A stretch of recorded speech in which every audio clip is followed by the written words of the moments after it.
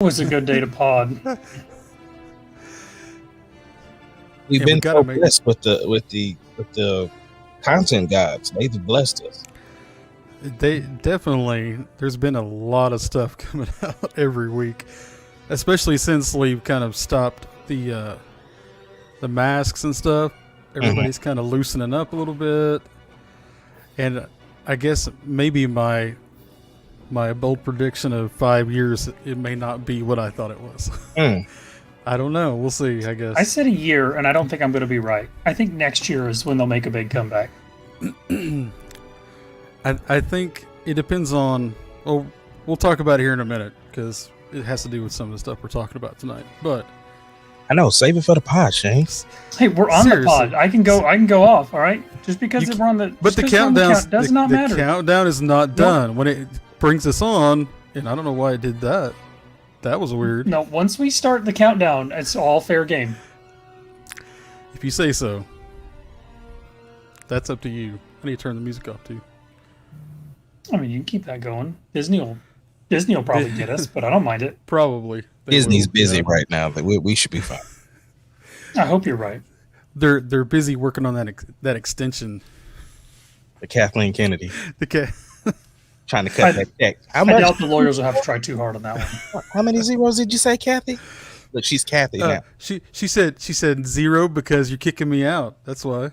They're getting rid of me. You're getting rid of me. No, they're going to be subtracting some zeros from her contract. Subtracting some zeros? Subtracting some zeros. They didn't make any money last year. There's no movies. Okay. So yeah. And that those movies weren't last year. Wow. She is over everything though. You got to give her that. Well, I mean, she's not making billions. She's not making billions. All right. Show me some box office receipts, Ace. I can show you whatever you want. No. Is that an offer? Got them in my email, bro. Sounds like you're making an offer I can't refuse. There's some that I can refuse. Okay. What's up, guys? We are the Marauders. Thank you guys for joining us. Hang out. Listen to us. Throw some questions in if you got any. We'll talk about just about anything nerdy. So, we are glad you're here. So, first of all, let's start on this side. Introduce yourselves. What's going on, y'all? This is your boy Ace Windu, aka Ace Kennedy. You know how I do it. Talk nerdy to me, and let's do it. Oh, it's me. I'm just all business tonight. It's just Shane. No fancy names. Just ready to get after it. I missed last week, so I got stuff on my mind. Let's do it. And apparently, I'm still U.S. Agent J because I forgot to change my name. Look at that. So, such laziness. It is a little bit lazy. Such isn't it? Laziness. Guys, I'm drinking all this water now, and I just want you to know it's nauseating. I miss caffeine so much. Like, I miss it. I got my Miss Kathy. Ale 81. Oh, it's a Kentucky drink. I miss everything caffeinated. Everything. I got some Milo sweet tea over here, brother. Shut your mouth. Jared, U.S. Agent J, did bring me some decaffeinated tea last night. And I was a little like, this is going to be weird. No, man, it was golden. You needed it. Oh God, it's been so long since I've had tea, and I told Amber about it today, and I'm like, I might have to start buying some decaffeinated tea, and she just kind of looks at me, but I know I'll drink gallons of it again, so I'm controlling myself. Well, speaking of gallons of stuff, I definitely have had several Sonic drinks. Hey, what's going on? What a solid transition. That's why you're running things. Hey. That's why you get the big bucks. I had a Dr. Pepper. I think I've had a Coke Zero. I've had a Limeade. I mean, I've run the gambit this week. You know, my drink of choice at Sonic has been here lately is the vanilla Coke, but the cherry vanilla Coke with lime has been my joint. It's so good. Like vanilla and lime together. Yeah, cherry vanilla Coke with lime, whatever. It's their featured drink that's on the little marquee. Like when when you go to order, I always go through the drive-through. I don't never go to the pull up, but I go through the drive-through, and the drink is right there on there. So and I'm just like, let me try this, and it's really good. Okay, quick question: are you one of those guys that pulls up in the drive-through and will order food, or do you just get drinks? Nah, I get food, bro. Yeah, why would you not get food in the drive-through? That's what the drive-thru is for. You drive through. No, I'm not talking about where you pull in Nah, I'm talking about a I'm drive talking through. about the drive-through. That's why Like they if I was going to McDonald's, if I was going to Burger King, I'm going through the drive through. I'm picking up food to leave. I'm not going to sit there. I hate that because that's like I'm wanting to get a quick drink and I'll go into that and I'm waiting on somebody that's getting like hamburgers and stuff. Bro, what is the drive through for? It's called a drive-through. Right. If I wanted to wait in the, like, if that's the point, I might as well just eat there. Like my thing is that I'm driving through because I'm trying to go home to eat. Yeah, you're getting your food and you're going home. You're still in your car when you're in the little. Yeah, but see, the stall. I don't know how they do it in Shawnee, but in Midwest City though, if you're just getting a drink, the car hop will still bring it out to you and let you pay real quick, and then you can get out of the line. Out. Yeah, that makes sense. Yeah, yeah. I mean, no, U.S. Agent J, I don't know what you're smoking over there, but the drive-through is literally to get your food and drive through. Yeah, I hate it. So let me ask you, Jay. Every fast food restaurant or whatever, excuse me, you might go through. So you go on the inside to order your food. You don't go through the drive-through. No. So it's Sonic that only it's different. You're in your car in a stall. You don't get out. You can still press the button and do everything else. That's the way I order. Yeah, but then you're kind of subject to give them a tip because they're bringing the food out to you. He's not wrong. I don't give them a tip. Do you tip at restaurants, you maniac? I do tip at restaurants. I don't tip at a stall. Last question before we get into some nerd stuff, because you brought this up. I did. This is my fault. So when you go to a regular restaurant, right? Like say if you're going to like Chili's or Cheddar's or somewhere, and you're getting food to go, do you tip when you're going to pick up the food to go? No. See, not when I'm going to go. No. That was one of my questions of the days one day, and I just wanted it. A lot of people, I guess, when COVID hit, they were like, "Well, now they're preparing the food for." I'm like, they do that anyway. Yeah. And it's just like if I go through the drive-thru, I don't give them a tip. I just picking up my food and I'm out. But right, okay. But anyways, hold on. Do you tip? Sorry, I even brought this up.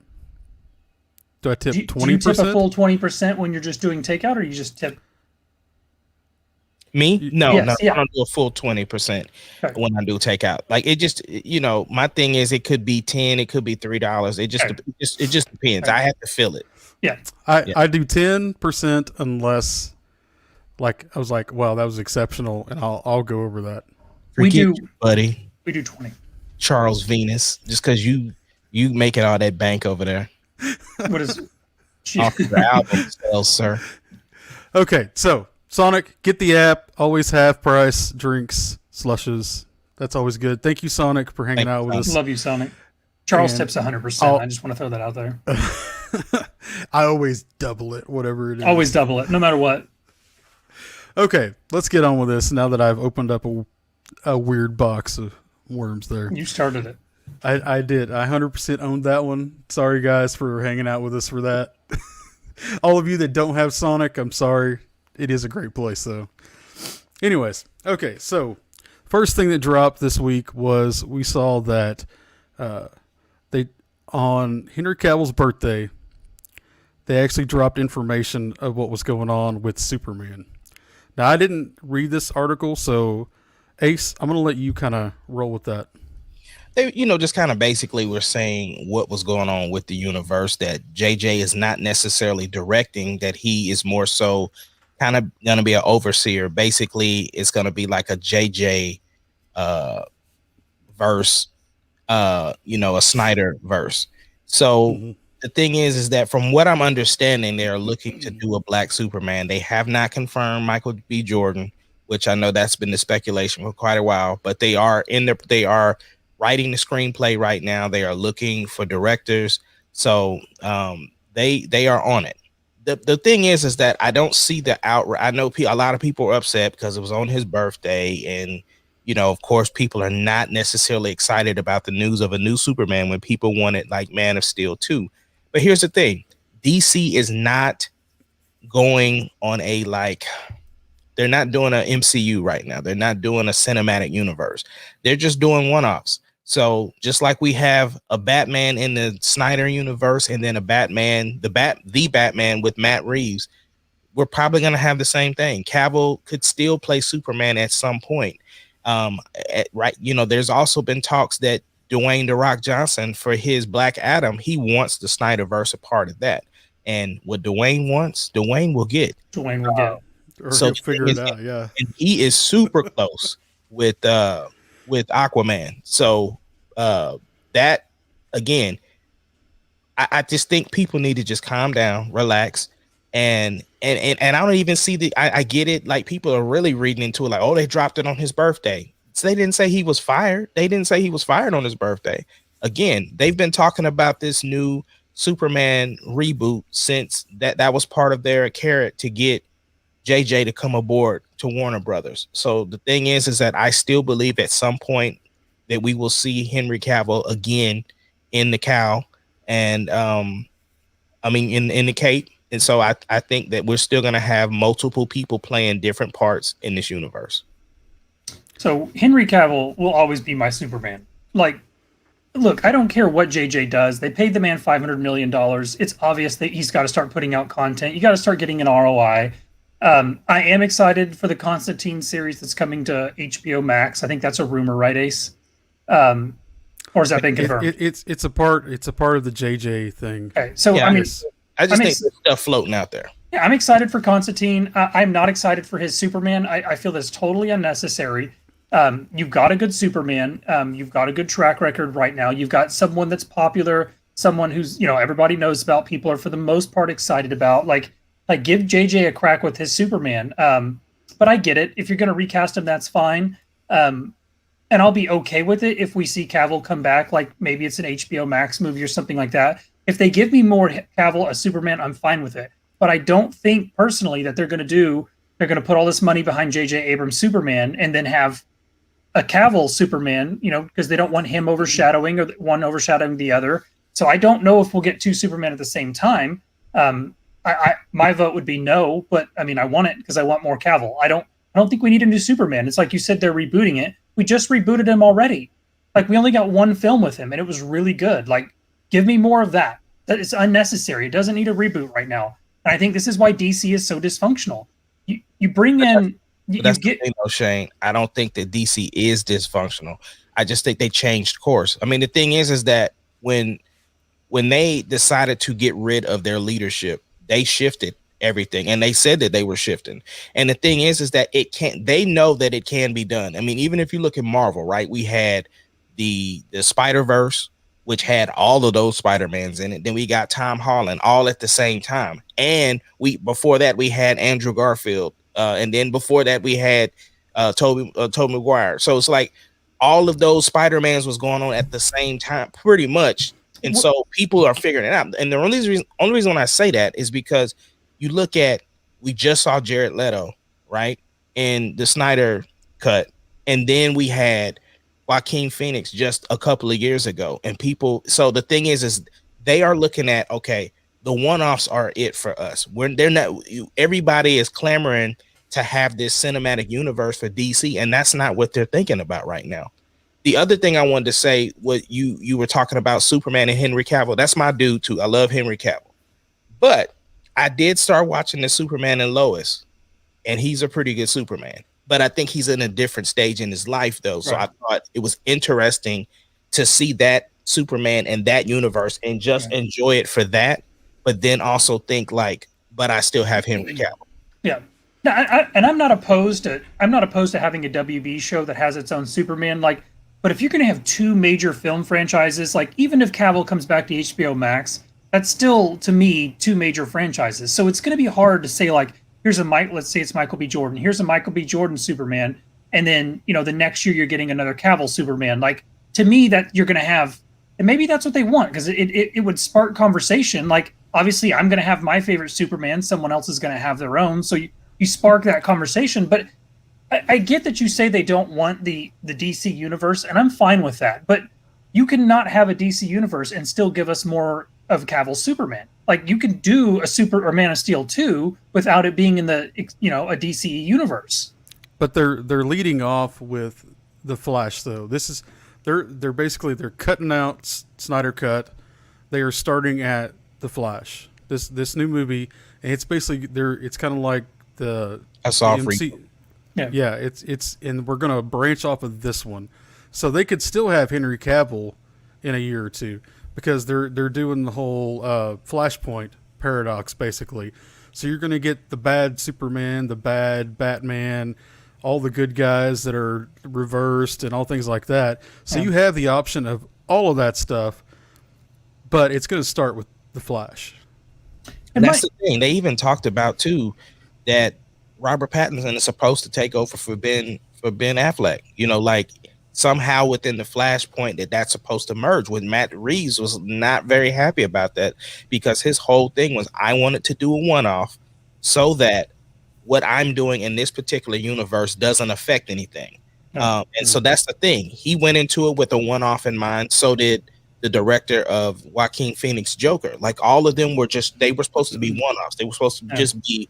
That's why, like, the story of Arthur Fleck didn't really, or the Joker or whatever didn't merge with anything because it almost made him and Batman brothers. You know what I'm saying? So all of that, it just, you know, I'm just want to see great movies, regardless if it has connective tissue or not. Let me see a good movie. If they're gonna give me a Superman story that tells an amazing story and it has nothing to do with Henry Cavill, fine. And if they put Henry Cavill in Man of Steel 2, I'm here for that as well. I just want a good movie. Yeah. I think. Go ahead. No, go ahead. No. Okay, so my other big fear is you're paying J.J. Abrams $500 million. Now he's not even going to direct the films. So is J.J. going to plot this out, or is J.J. going to write one-off movies? Because we've seen. I mean, look what we got with 7, 8, and 9 in Star Wars. I mean, look at J.J.'s track record. Obviously, he did good for the Star Trek franchise, but that's kind of in limbo right now. Like, JJ can start things, but can JJ finish things? So what's they didn't bring JJ to direct stuff. They wanted Bad Robot to come and produce movies. Right. So they paid for his production company. So now he has they were kind of looking to have almost an exclusive right to have him because having that big name of JJ Abrams, you know, executive producer, or he can direct, he could do whatever. So they didn't get him for the directing process. I think they wanted. I think looking at the Star Wars, if I'm in conversations with them, right, and if I'm pitching myself and I'm like, listen, I stepped away from the Star Wars thing and I had to basically pick it up from somebody else's vision. I believe if I would have had the story from beginning to end, it would have been a cohesive story. That's how I would be selling myself. Yeah. Well, my thing is that you're bringing on my production team, my crew. We're going to do stuff from beginning to end. We're going to bring our ideas. And I think that's the way that he pitched it.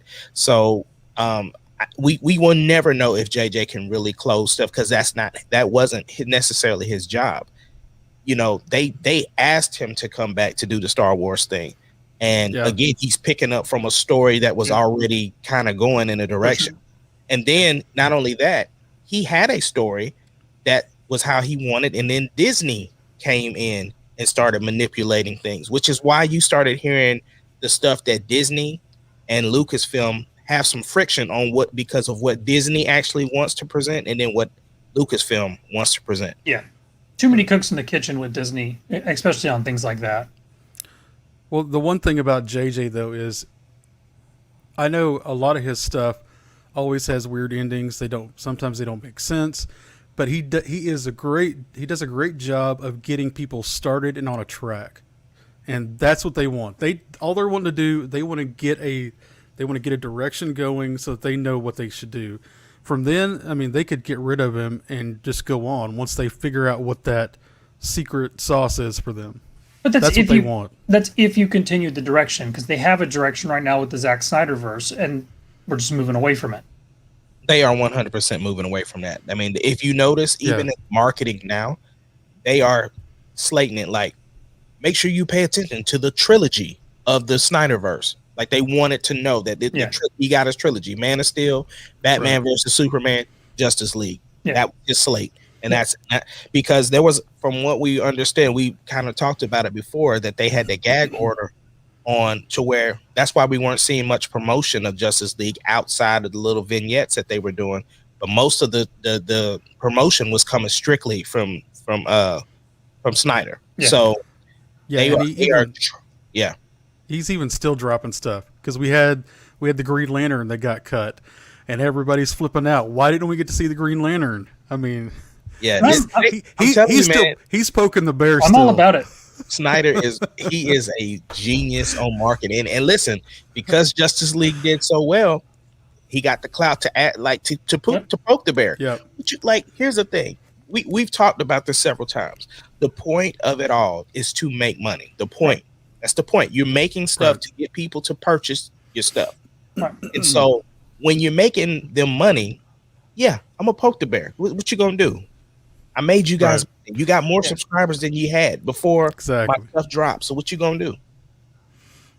Yeah, he pretty much set like the whole DC fandom and sicked him on WB. And I don't know that's the reason he got what he wanted. I don't know if WB realizes the can of worms they've opened, because if they come out and the next Superman sucks, like they're gonna get butchered on the internet. And I mean, we've already seen them cave to the internet pressure. Like they're gonna be rabid. I mean, I just hope DC's ready for it, because if it's not any good, we're never gonna hear the end of it. Okay, go ahead. This is the last thing I need to say to pick back off of that, bro. And if they are deciding to do a black Superman, that's another thing that's gonna be. You stole mine. Oh my! That's what you was about to say. Oh my!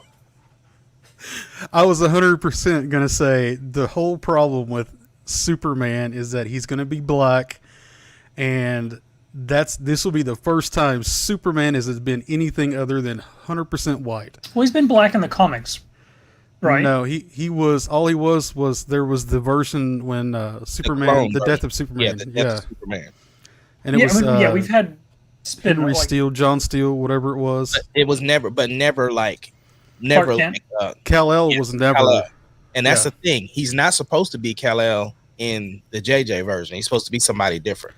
But that's not the thing that you saw or that you posted though says that they were going to call him Kal-El. So yeah, well, maybe you can't have Superman and not call him Kal-El. Like, look, I don't care if they pick a black actor. Does not bother me. Like, black Superman does not bother me. But Superman was an alien, so it doesn't matter what color he is. Who cares what color he is? But again, like I want more Henry Cavill. So give me another Henry Cavill, and then by all means give me a black Superman. But give me another Man of Steel 2, and then go wherever you want. Go wherever you want with J.J. Abrams and his $500 million contract. A lot of these comics were started when black people weren't putting anything though. That's why they're always sidekick. 30s and 40s. Yeah. Yeah. The problem is they look bad. It's going to make them look even worse because it's going to look like they're being reactionary to Marvel, because it's like, oh, they just pulled off Anthony Mackie's Captain America. Yep. So let's do a black Superman. Superman. Bruh, y'all a little late to the party. So JJ, real quick, we know that he's not going to direct those, but he is going to direct the Justice League Dark Side, which is what Shane kind of talked about. There's going to be TV shows, some films and stuff. So you have like Constantine. I'm not sure who else is on that list, but you're going to have the dark version of all those guys. So we'll see a lot of that, and that is what he's directing for sure. We know that. We kind of know that anyways. That's what they said anyways. Which is just them copying the Marvel TV shows, which is smart. I mean, put these B-level, I mean, I say B-level, but you know what I mean. Put these lesser characters that you not necessarily want to put a whole movie out. Give them a TV show. Like, Constantine is a great comic book. It's not for everybody. He smokes, he drinks, he does stuff with demons and things like that. I love the Constantine story. I like the Keanu Reeves Constantine. I just watched that 2 days ago. And I was just about to ask you, is he being cast again? Oh, I mean, I'd be all over it. But I don't know. I doubt it. I doubt they could get him right now with John Wick and then the rumors of him doing Star Wars.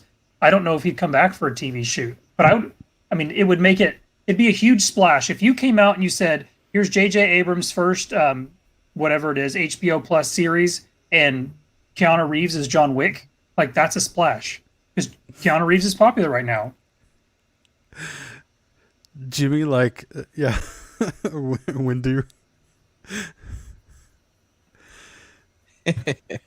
That's Daniel's brother, by the way. That's who? That's Daniel's brother. He's an awesome dude. What's going on, man? I appreciate that. We love you, Jimmy. That's what I love. Anyways, okay, so we go on with we know that Zack Snyder got his stuff cut, or not cut, but he is they kind of put a gag order on the whole Snyder cut thing. But Yeah, he they want does it to have go away. something. Does have something going on with Netflix. He's got the Army of the Dead, and this will be their first movie that's actually going to go to theaters. So what do Wide you guys? scale. Yeah, like U.S. Like I guess is it just U.S. or it's like worldwide scale? I'm I don't assuming know. it'd be worldwide, but I mean, wide scale is going to be what 2,000 plus theaters. It's going to be like a major release. They've done limited releases for like movies they wanted to get Little Oscar small buzz things, for and yeah. stuff. Yeah, they would do like New York and L.A. and the big markets, but this is going to be a full on like every podunk theater in America. So Now, are they releasing it consecutively with the Netflix release, or is it just going I to? think they're going to open it a week early. Okay. Is what I Ooh. heard. that's smart. So you get a week in the theater earlier than you would actually online. And that's an interesting move from them because they've always been here's everything day one. So that's an interesting move. Yeah, but I Yeah. think you kind of have to do it to get some type of recoup of what you were planning, and then I know they're not expecting to get like a that high gross in the first weekend because COVID is still going on. People are still getting shots and feeling comfortable with going out, so they can't expect a high turnaround. No. I mean they've got time to decide if they decide to change that, but and I could have also read it wrong too. But I do know it's going in theaters, which is a big step for Netflix. We know that they go to like Canes and all those, and they've started buying those movies, and now that they're going theater, what do you think Netflix can handle going to theater? Do you think they can keep that up like a Marvel or a WB? 100%. The reason why I say that is because if they were talking about dropping all, like when in the beginning of the year when they showed the graphic of all the movies they were planning to drop for 2021, they have these movies and they're making them for cheaper. So to give them to with you when you're only putting them on Netflix, you're only looking at the subscriptions. But when you're talking about box office money coming back, that's going to help them recruit some of the costs, especially because of the A-list talent that they're putting in these movies. You got Dave Bautista Mhm. plays Drax, Mm-hmm. from Guardians of the Galaxy in Army of the Dead. You got The Rock in a couple of movies. You got Deadpool in a couple of movies, like Ryan Reynolds. So you have all of these A-list actors. Anthony Mackie has been in a bunch of Netflix Yep. movies. So yeah, definitely, Altered Carbons. That was a good show. they can do it. Yeah, and it's smart of them because, like, look, let's say it makes $100 million in its theatrical run. That's just a number I'm throwing out there. Let's say it makes $100 million. That's 100 million found dollars. Like, they're going to make what they're going to make off subscriptions. No one's going to cancel their subscription to Netflix just because they sent it to the theater. So any money that they make in the theaters, one, they're helping theaters out. So you're helping your communities, right? You can use that as a plug. Like, we're out here putting movies in theaters. We're bringing butts to the seats, and then they make whatever cut they make on those movies. That's all just extra money for Netflix. So it's super smart. Now you I have may a get bold prediction when you get done, Shane. No, go ahead. I done cut you off too many times. You go ahead, brother. you may get a little backlash if you start doing it like we're going to do it 3 weeks early. So I think a week early is fine. That gives people that are super eager a chance to get out there, and it also gives you the experience if you're like us and you're a big theater experience guy. You can go get that big screen experience. So I think a week is smart. I think if you do 3 or 4 weeks, you're going to start getting backlash from people that are paying you, $18 a month for 4K or whatever. They're going to want it right then. But I think it's smart. And again, even if you only draw, 50 or $100 million, that's a 50 or $100 million that you never would have made if you hadn't done it. So why not? I honestly, my bold prediction is that what they're setting up for is testing the market on movies. I think they will shift it back to 30 days in the theater, because if you look at Paramount Plus, their new thing is they're going to do 45 days in the theater and then come straight to Paramount Plus. So Netflix is going to do 30 days, and I think what they're going to end up doing is start purchasing theaters. That's what I think they're setting up for. Gonna start buying them out. Yes, saying? because you got like you look at in Midwest City, we just had a Warren built, right? Yep. And it's already foreclosed on because of COVID.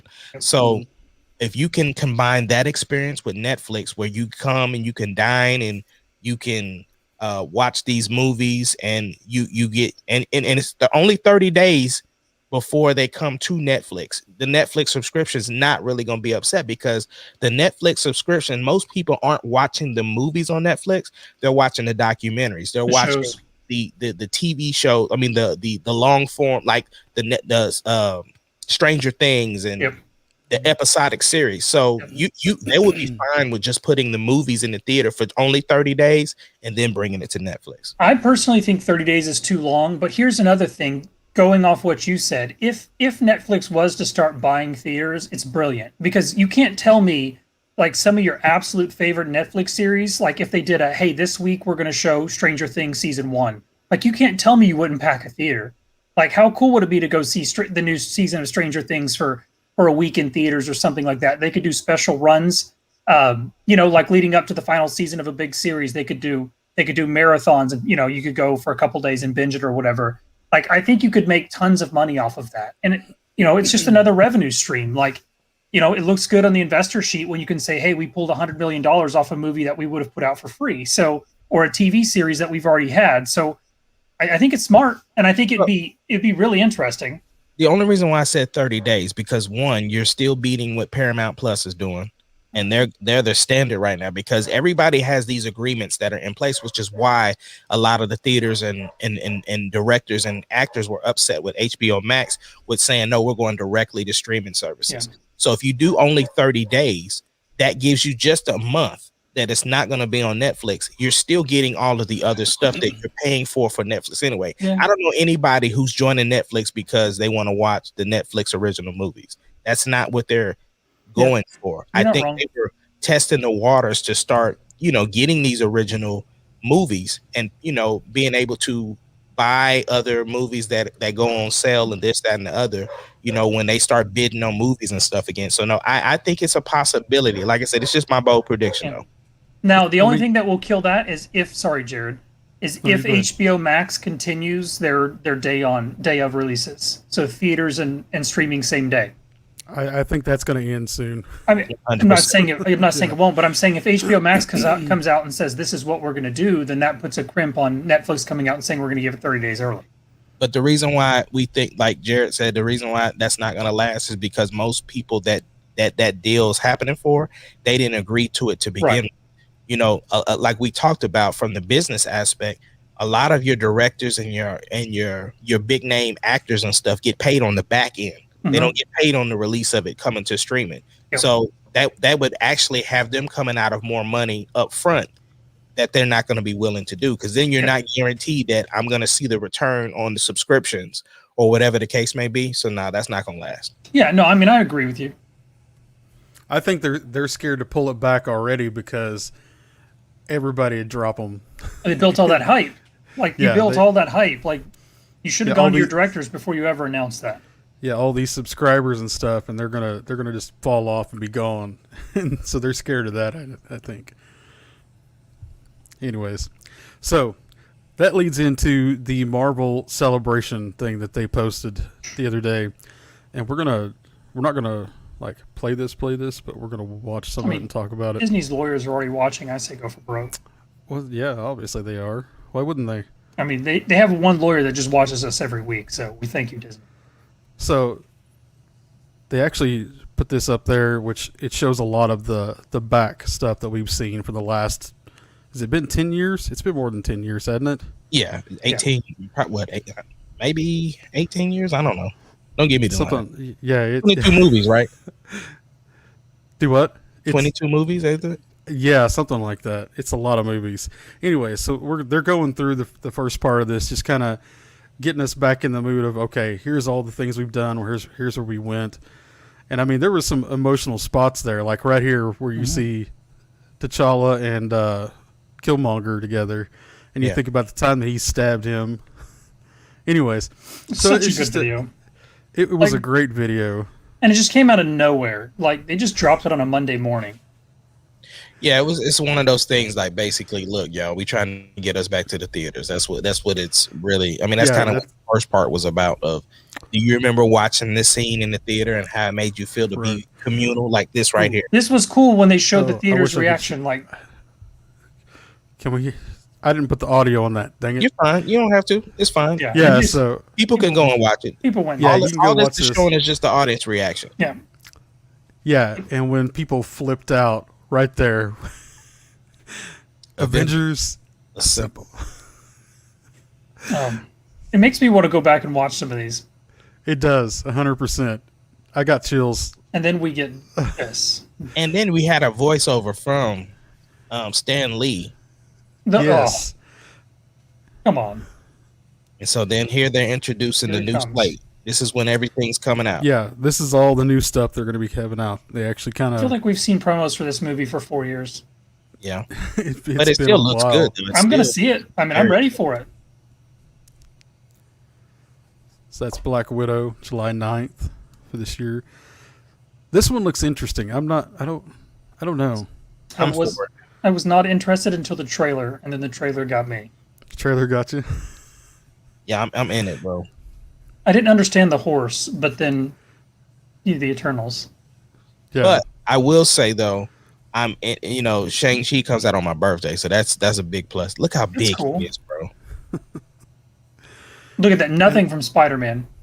Nothing from Doctor Strange. We're just getting little snippets. Yeah, just dates. And look at all that in 2022, man. That title scares me. Yeah, which one? Wakanda Forever? Yes.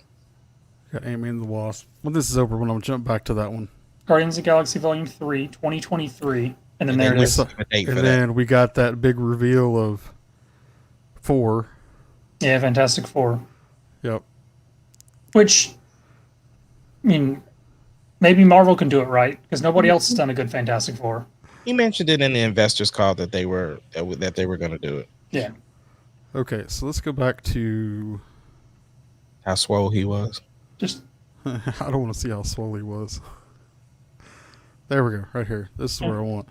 Okay, so there's been a lot of stuff on this, on the whole how they've made this, and people are saying it's like Doctor Doom in one of the comics that have been set out. What do you guys think that we really see Doctor Doom with Wakanda with a Black Panther movie?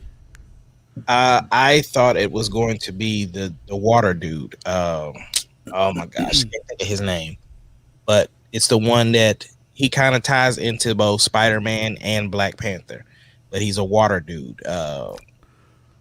That's what I heard. A water dude. I don't know his name. Y'all keep talking. We'll figure it out. Yeah, so we get all these releases finally. I'm excited for a lot of these. These are going to be some really good movies, especially the Doctor Strange, Spider-Man. I'm interested to see what Black Panther Wakanda Forever looks like too. The Eternals is interesting too because I don't know anything about it, but it's got a huge cast. I think what I want to see with Black Panther though, if we're not going to have T'Challa replaced like we thought we were hoping, just getting to see. I would like to see a build-up of how Wakanda became, how the whole story got there. If anything else, that would be pretty awesome. Because we liked seeing the what was the guards in Falcon and Winter Soldier? What was their name? I don't remember. Ace would know. The Dora Milaje. Yes. The Dora Milaje. If we could see stuff like that, get to see some battles with them, that would be pretty sick. If you don't, you're missing a golden series if you don't give them their own Disney Plus series. Like, it would be huge. It's a no-brainer. Just let them go do their thing, let them go chase people down and, defend Wakanda. Like, dude. Yeah, we also got the Thor Love and Thunder. I don't know how excited I am for that. Natalie Portman's back. Neymar. That's all you need to know. That doesn't. Was it? Neymar. Yeah. He's, that's who was rumored to. Because when in Spider-Man, when they were having what looked like the different element villains that they were having, even though they were illusions, A lot of people were speculating that Namor was the water villain to begin with, but he also ties into Black Panther, and so that's where they think that they're going with the next villain. So, okay, so he's a lot like a Aquaman. Like a bad Aquaman. Yeah. I'd have to look. I mean, I don't know. I can't give you much details about him because I don't really know. But yeah, he looks neither like do a I. bad Aquaman. That's I feel basic. like this is Bonnie's. This was Bonnie's subject. This was and she's screaming at us right now from home. Sure, and hey, you idiots! Probably Joey too. Yeah, probably. But anyway, Here, so yeah, I want to pull up this picture. I just, for me, the name Wakanda Forever suggests that they are passing the torch on from T'Challa, and that I just don't want that. I just literally just looks like Aquaman with just a skimpier bathing suit.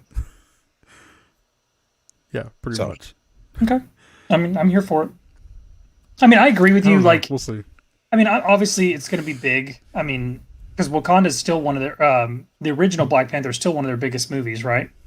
100%. Like second or third after the new Avengers. Mm-hmm. So it's huge. It's a massive property. You've got a lot of people who want Shuri to take over, and then you've got a lot of people like you who don't want her to take over. We necessarily didn't see Killmonger die. We just saw him. I mean, we have a huge chance of bringing him back. Yeah, mm-hmm.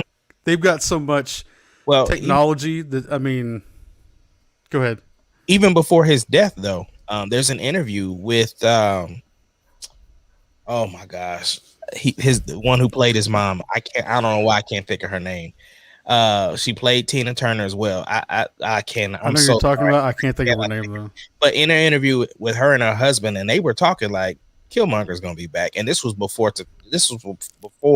Chadwick Boseman had passed. So I still think some kind of way he's gonna be in it. But yeah, I'm going to just reserve judgment until I see it. But again, my only point is if you weren't planning to have his character die in the next chapter of Black Panther, then don't do it now. That's my only thing.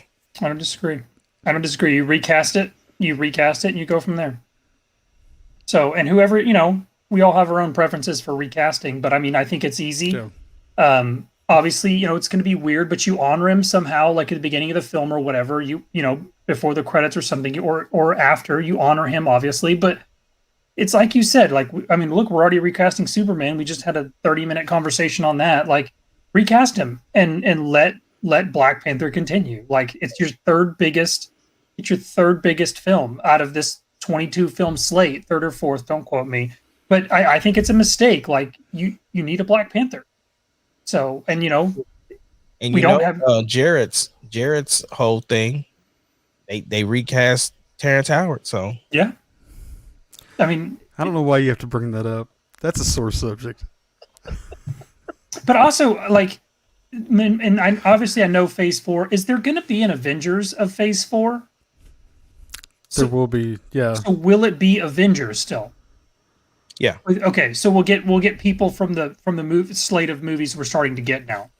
Yeah, I think with having the Eternals, having Thor, having the Marvels, they're all gonna tie into a new Avengers movie. They're gonna be working on the next big baddie, a Thanos level villain. I mean, we're going galactic. I mean, all of these movies you see are pretty much outer space. I mean, Nick Fury's already there, so he's been up there plotting. We've already trashed Earth. It's time to go trash another planet. Destroy somewhere else. I mean, look, Thor: Love and Thunder, guys. Natalie Portman's back. Bonnie's not here to hate. Like, it's the whole reason I'm excited for it. Russell Crowe is Thor, or not Thor. Odin. Zeus. Yeah. Odin is already gone. So Odin's dead. That hurts. We're gonna bring him back. He's gonna be Russell Crowe now. So I don't know, but I'm excited for that one. And then the Eternals, I don't know anything about, but it looks cool. I like the vibe. Just and from plus Angelina Jolie is in it, so it doesn't hurt. I honestly think that's the only reason I would watch it, because it actually looks like it might be a little too much all at once. I think. What do you mean a little too much? We'll see how it is. It's Marvel. I think we're going to try. I think it's going to be a lot like Shazam, where you have like 12 superheroes all of a sudden, and it's going to be okay. This doesn't make sense. Did you really just compare a Marvel movie to Shazam? I don't have a mute button for you, but if I had one, I'd be pushing it right now. No, it's not. I'm not worried about it. I'm not worried about it because we've seen them already have collaborative movies, Civil War, all of the Avengers movies. So they know how to make it work. They just have to have a director that can, maximize all of the personalities and make sure everybody gets shine. Yeah. Right. I mean, they haven't messed up yet. So. Okay. So let's finish this out with some Bad Batch. Wait, before. Okay, go ahead. Go ahead. No, go ahead. What were you going to say? Nope, I'm all good. I just want to apologize to the people. You know me, we talked, and I tell you guys all the time how I feel about things. And I told you guys in the very beginning that I was not looking forward to Bad Batch. Like I'm like, listen, Clone Wars was my show. When the Bad Batch was on the Clone Wars, I was kind of like, eh. But then Filoni brings this great story, and we get the Bad Batch, and I'm hooked. And the thing is about the Bad Batch is that, like I said, I was not feeling them in the Clone Wars, but it was a great origin story that they just dipped the toe in the water for us, and then here we are. So I was excited for the Bad Batch. Like I was excited for it, but it wasn't like some of the other series. I wasn't like going nuts, but I was ready for it. But basically from the get-go, I liked exactly where they picked it up. Like that's what got me hooked. It's like now we're going to see something that we really have not explored. Like we're going to see the events immediately after Order 66. And I mean, just right there, what happened to the clones? What was the transition like when we went from clones to stormtroopers? And then what do you do with the millions of clones you've already made? And then what about the ones we're growing right now? Like, that's really cool to me. And so I didn't know if they would explore all that. And like right from the get-go, we see the Bad Batch doing their thing. I won't give spoilers because it's only been 2 days. We see the Bad Batch doing their thing, and then we see Order 66, and then we see the immediate aftermath of that. And I like that you see Discord and the clones, like, because it's not all like, it just suddenly changes once they issue Order 66. I really like it. And it was a long episode, but it didn't feel long. Like it was well paced. There's a lot of conflict in it. I'm here for it. It feels like Clone Wars, but it's different. And I'm excited. I say we spoil it. I mean, this is what you're here for. That's what this podcast is about. Okay, let's spoil it. So if you don't want to hear anything about Bad Batch, you got 5 seconds to turn this off. 5, 4, 3, 2, 1. That's good enough. Okay, go for it. I will say this, and I'm gonna let you get it back, Shane. Since you know we was spoiling, I have to toot our own horns because we called 2 things.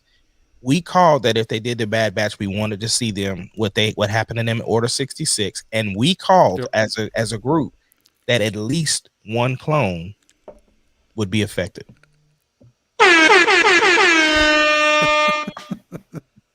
What you needed to do. You've been waiting to hit that button, haven't you?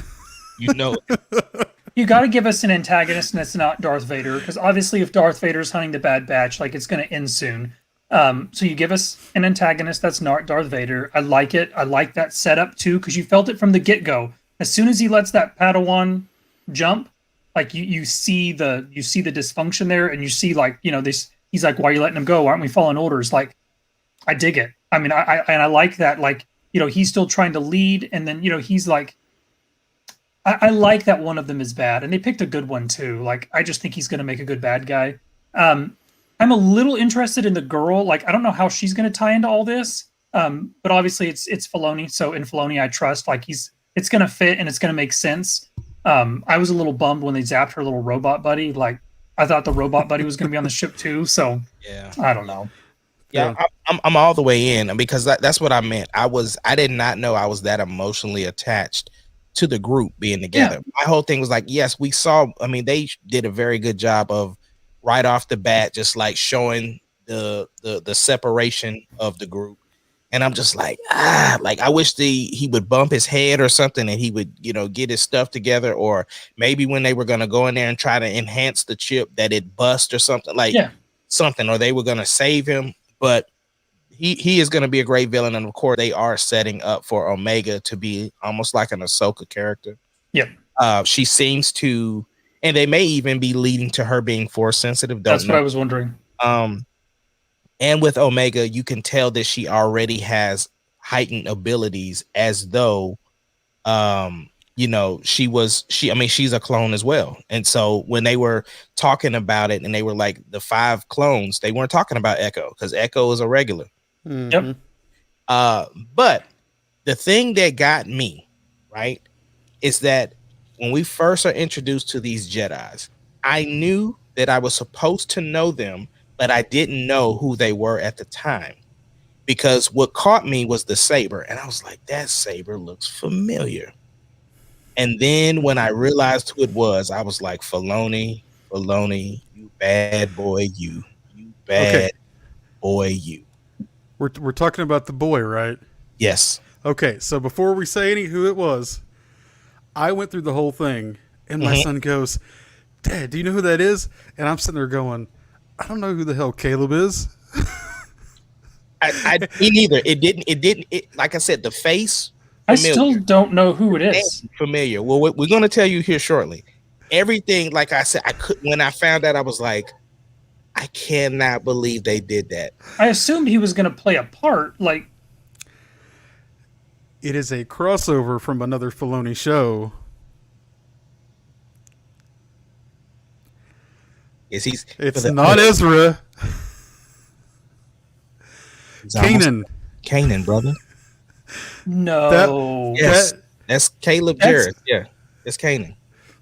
But I had no idea, and my son goes, I'm embarrassed in myself. He goes, that's his name. That's his real name. And I go, whose real name? He goes, that's Kanan. And I was like, okay, I'm stupid. And so even when they mentioned the name of his master, that's when a lot of people, like the deep dive Star Wars folks, that's when they figured it. They're like, oh my God, we're about to see it. So he got to see his master killed.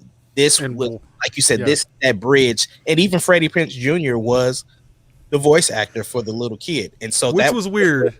Yeah. His voice was a little too deep for a kid. He was a manly little boy. Yeah.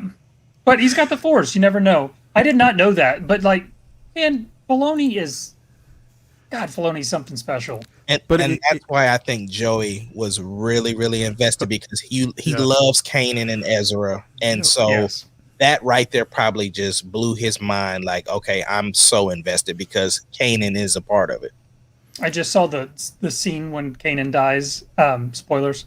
And it still breaks my heart. Yeah, we're way past spoilers in that. It's amazing. It's amazing how much emotion they can put into the cartoons. Like, I mean, you can carry more emotion, or just as much emotion as you do in the live action film, sometimes more. And like, they do such a good job with Clone Wars. Like, they have it dialed down, the animation, the art style, and like the storytelling.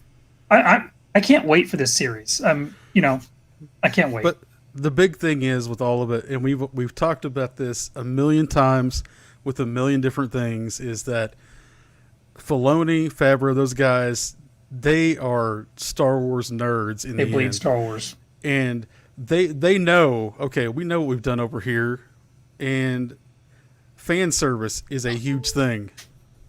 They know that we want to see Kanan, because everybody's been wondering, why does he hate the clones so much? What does that look like? And we got that. Just like we got Order 66 at the end. We never have got to see Order 66. And we've got to see it twice. In less than a year. Wasn't it a year ago? Yeah. I mean, but then the crazy part is we get the scene where Palps is basically saying, like, I got a dismembered face, and this is what... It's the speech he gave in front of the Senate. Yes. It was loved it. Yes. So you get to see the clones watching him give the speech to the Senate at the end of episode 3, or the end of episode 3. When he talks about the Jedi and stuff. So you get to see it from the clone standpoint, and then you see, like, as soon as they come, they know something's weird. Like, they're like, something's going on, and you see the Coruscant guard walking around. Yeah, and they brainwashed or something. Yes, like, so when they activated Order 66, it did more than just make them kill the Jedi. Like, well, that wasn't the only cameo that we got in this episode, though. We got Grand Moff Tarkin. A lot of Moff Tarkin. And then the other big cameo was Saw Gerrera. Yes. And his little cell. I thought Saul looked a little weird. I wish I get it. But he's still Saw Yeah, from go ahead. Clone Wars though. Yeah. Yeah, he's still like in his 20s at this point. Yeah, he's got a lot of aging to do and a lot of abuse to take.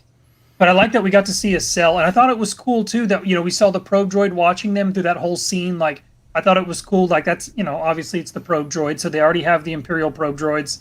Um, I really like it. I don't have anything negative to say about it. Like I was excited for it, but this has got me really excited for the rest of the series.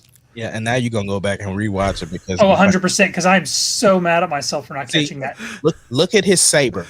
That's what gave it away for me. That's what I caught. Like when he was standing when he did the jump and he was over there and they showed his saber, I was like, that's Kanan's. I'm so embarrassed. Yeah. Just you need to Don't feel bad because I didn't take either. a spell back from me. That's embarrassing. No, I didn't know it off the bat either, bro. I promise. Yeah. Like I said, it was just that twinge of I've seen that saber before. That's what, and then because again, I didn't even know his name was Caleb. I would have probably caught it if I knew that. But then once I start watching my reaction shows and stuff like that. Yeah. And then they brought it up, and I felt just so small. Like, oh my god, I cannot believe I didn't know. And he looks just like him. He does. And I mean, yeah, it was. And his manner. Yeah, I'm kicking myself. I'll watch it again just for that. So I need this. There were several funny parts. I think my favorite character would be Wrecker, just because he's like, hey, they ain't controlling me. I blow stuff up because I want to blow stuff up. Because that's your programming. I like the interaction between the clones. Yes, it's a good vibe over the normal like stormtroopers kind of intermixing together. And how about when he wakes up? Keep it real, bro. When he wakes up and the droid's working on him and he freaks out, like, because of all the junk they've done to him. Like, that's just really cool. Like, those are cool little touches. I like Tech. Tech is my boy, man. I just like how he's just able to figure stuff out. And I mean, of course, I like Hunter too, but yeah, definitely Tech is my dude. I like Donatello of the group. Yeah, for sure. I can see that. So my favorite part for him was when they're like, there's something wrong with these clones, and he walks over and he goes, let me check. Hey, so and so, whatever, and he's talking with the stormtroopers, and they're like scum or something. They say something to him that's like really mean, and he goes, nope, they seem the same. It's so well done. Yeah. So, favorite part before we wrap this up. I got one thing to show us before we do that, but yes, you do. What would be your favorite part? Well, obviously now that Kanan was in there, but outside of that, what is your favorite part of this series? So mine's the beginning segment, like just getting to see Order 66 again and the immediate aftermath. Like, so it's not a part; it's that beginning segment. Like we get to see their reaction to Order 66, and then we get to see the clones' reaction as a whole. And I think as this series goes on, it'll be the transition between clones to stormtroopers that fascinates me. What do you do with all these clones? How do the Kaminoans take it? Because now they're going to lose all that. I'm assuming trillions of credits that they're getting from the Empire or the Republic. So I don't know. I'm here for it. So the beginning part got me. For me, it has to be like you said, the beginning. Just because okay, when Kanan was talking to his master and she was like, "Did you bring their reinforcements?" And he was like, "Yeah." He's like, "How many did you bring?" "Oh, just 5." Like 5, we about to lose. Like, just watch, just chill out. And that reminded me of the Anakin thing that happened with him and Obi-Wan, where Obi-Wan's like, "What are you doing standing up? They're shooting." Like, just relax. We got this under control. It was the mirror of that. And then my favorite scene is the training montage that they went through, because that was a call back for when the other clones had to go through the training when they were building them up to like it was like Fives and Echo and all that group. Exactly. Yeah. So that's what that reminded me of, and Echo was there. So it was like that full circle. So those were my 2 favorite scenes. I definitely like both of those. So I'll just go on with, I didn't know that Tarkin was so against clones, I guess, in this whole thing. Didn't know that at all. And he doesn't trust them, which is interesting to me. Which is weird because, I mean, they're basically mind controlled in the end. unless he just didn't know that. But you got to also understand Tarkin is more on the physical side, meaning that he's not on the side of Vader. Vader would be more for the clones because they know that the cloning is more for Palpatine. Yep. And so he wants to train people to respect the Empire from the get-go. Yep. So he's going to be on. I mean, you think about it, even in The Force Awakens, even though I know y'all don't really like that, but you think about Hux. That's where Hux's line came from, where they were like, they took Hux's dad's training in order to start training the kids to be clone troopers from birth. You want to indoctrinate them as soon as you can get them, and then you just hammer them. So, and that's why we see when Finn in the very beginning, when Finn has the issues and she's like, you need to go back for re-education. I mean, probably she didn't say it like that, but it's, it's that sort of thing. Like they indoctrinate them, and then you just try and beat the humanity out of them. So yeah, because you don't get those clones like you did in Lost Stars, to where they just see the power of the Empire, and it's like, I want to be them because they're the heroes. Yep. That's where their training came from of back then in Lost Stars, is they wanted to be a part of that because they come from. It's like watching a Michael Jordan play or something, kind of thing. You're looking up to the guys that are awesome. So just so you know, the kind of monster I've created with my son, he actually texted me and said that was the Domino Squad. You have created a monster. And I did not remember that at all. You're training him right, brother. I'm proud of that boy. Okay, we'll wrap this up. I want to show one thing. Before you do, yes, Ace is going to be issuing another apology in a couple minutes here. I will be entering another policy because I want you guys to know that I love you, and I know how to say when I'm wrong about something. So that you can trust me when I say something, because you know that when I say something, if I'm wrong, I will come back and tell you that I was wrong. So yes, it will be another apology once he shows you what he shows you. Okay, guys. So here it goes. Light, darkness. There it is. We got the real thing. It's so smooth. It's so smooth, and it's so fast. There's actually another video too where she's standing with her back to it, and she points it straight down, and it comes out. I haven't seen that. I will be Googling that. Okay, so yeah, go ahead, and then I'll say what I think. My apologies real quick. Yeah, I was wrong. I'm cutting off one of my arms to get one. I was wrong. I already talked to my wife. She said as long as it's not $1,000, I can get it. So, take my money, Disney. Yep. I think if it was $1,000, that would be kind of out of everybody's price range. I will find a way if it's $1,000.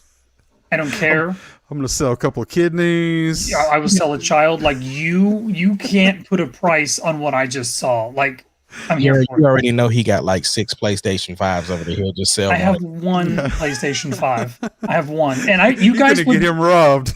You guys would be proud of me. I canceled my pre-order on 2 other lightsabers. I'm trying to control myself. I am not proud of you at all. You should have got those. Well, I bought some other stuff, so I have a problem, and I had to pick which problem I want to entertain at the moment. So. This is a lightsaber I'm getting again, and I know we all make jokes about the size and stuff like that, but I want to see the dimensions. I'm trying to pick my words. I want to see the dimensions of the hilt. Like, it's important to me. Like, when you see a lightsaber, circumference matters. Stop it. When you see pictures of like lightsabers and you see, like you want to be able to do stuff with them. I know this is bad. You want to be able to do stuff with them, so. Obviously, if it's big and bulky, you can't spin it and stuff like that. So, if I could zoom in on you, I really would. Yeah, it needs to be. Again, to me, I'm sure Disney thought of this. It can't be something you just turn on and hold in your hand. You got to be able to spin it. You got to be able to do stuff with it. So I'm hoping it's not too girthy. That's what she girthy. So, but no, I'm in. Like, look, if it's anywhere remotely affordable, I'm in. If it's not remotely affordable, I'm going to find a way. Absolutely. Okay. So I think it is super awesome. I get negative. What I would say is that she was holding that thing pretty damn still. It was a pose. She was not. No. She was just like, Well, Something. I will say, I'll shoot them some bail. I think they were just definitely trying to show some sort of footage Just to reveal. for the 4th. I definitely don't. It's not ready because obviously we would have got they would have had a release link of pre-orders or something. Yeah. They're not ready. It says 2022. Yeah, it's supposed to come out with the new whatever Hotel. it said at the end of that. Yeah, It's new when they open the new experience. hotel, it's supposed to be part of that hotel experience because you're going to be, you're going to have hotels. It's a whole thing. That's another episode, but it's supposed to come out with the hotel. So like, look, I'm blown away. I didn't see that. I mean, how fast it came up and how smooth it looked. Like That was good. Just, I'm impressed. 100%. Now you got to be able to spin it. Like obviously, you're not going to be able to hit it on stuff. Like it's not going to be strong enough for that. You got to be able to move it back and forth without. But you got to be able to spin it. You got to be able to do stuff with it. But I will agree. carry that thing everywhere, everywhere. I will carry it. I'm going to wear it to work. I'm like, what? Bring it. He's got a weapon. Probably. It's think okay. You think that's against federal policy? Can I carry a lightsaber? I don't think. See why We're going to not? find out. It's just going to be a piece of tape rolling up a little cord. It's just, be negative all you want. It's the most beautiful thing I've ever seen. His wife is gonna hate if for some reason they need a flashlight for something. That's I'll a always be really prepared. expensive flashlight. I can't see. 100%. We'll be in bed. And I'm going to be like, oh, did I do something? I'm going to flip on that lightsaber at 2:30 in the morning. Yeah. Okay, Yeah. so since you made that noise, I just saw a video, and I don't know if anybody else had seen this video or not, of like Anakin, Obi-Wan, Qui-Gon, and they were talking about how George Lucas had to tell them stop making the sounds because like every time Anakin or Ewan McGregor, they would pull their swords right when like they're swinging, they would go. You have to. You have to. And Hayden was like, I was just trained as a little kid watching this. You make the sounds, and so he got told several times, "Don't make the sound. We have this. We'll put this in later." Anyways, that was a good little ending there. Yeah. So we love you guys. I love you guys. Thanks for being on with us. Thank you for hanging out, commenting. Always, you can come back, comment on this, watch it with friends, share it, like it. We are here every Thursday, 7:30. We are the Marauders. Love you guys, and we're out.